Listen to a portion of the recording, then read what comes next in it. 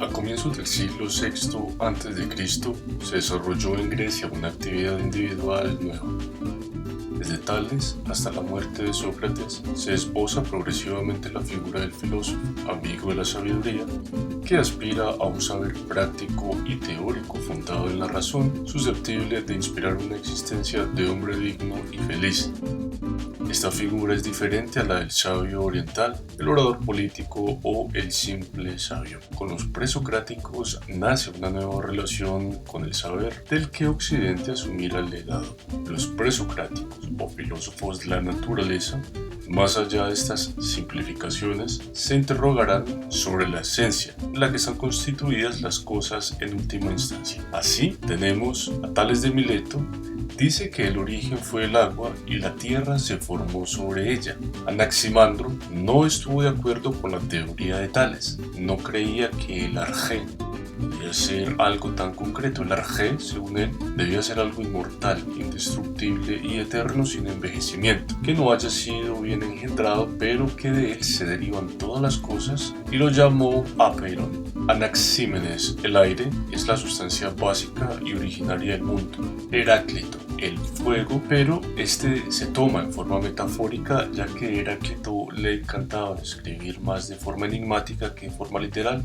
Decía que el mundo siempre fue, es y será fuego, y que las cosas individuales salen del fuego y vuelven a él. Es así como se crea un ciclo cósmico.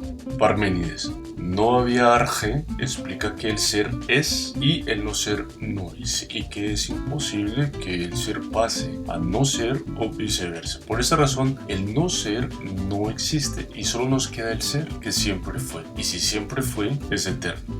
Pitágoras, los números, ya que nos ayudan a descubrir la lógica que subyace al mundo tan complejo y caótico en el que vivimos. Él dice que la matemática gobierna y constituye la realidad.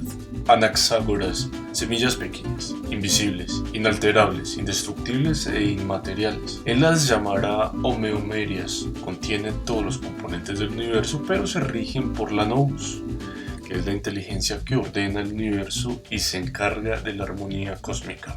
Empédocles, el agua, la tierra, el aire y el fuego, que se mezclan y repelan por la fuerza del odio y del amor. Demócrito, el átomo, la unidad o partícula más pequeña e invisible. En el siglo V a.C. en Grecia, los sofistas eran profesores itinerantes que iban de ciudad en ciudad enseñando el arte de argumentar racionalmente en los asuntos privados y públicos por una contraprestación económica. Esas enseñanzas están destinadas a los jóvenes llamados a desempeñar un papel en las asambleas democráticas de Grecia, donde el poder era atribuido a quien pudiera hablar y convencer a la mayoría de los ciudadanos. Platón desprecia la retórica de los sofistas, ya que ésta busca construir un conocimiento desde las opiniones, que en definitiva sería el camino al engaño y a la apariencia de la verdad. El verdadero conocimiento, según Platón, se construye a partir de una epísteme que se aleja de las opiniones. Los sofistas más prestigiosos fueron Protágoras. La tradición recuerda de este filósofo la famosa tesis: el hombre es la medida de todas las cosas.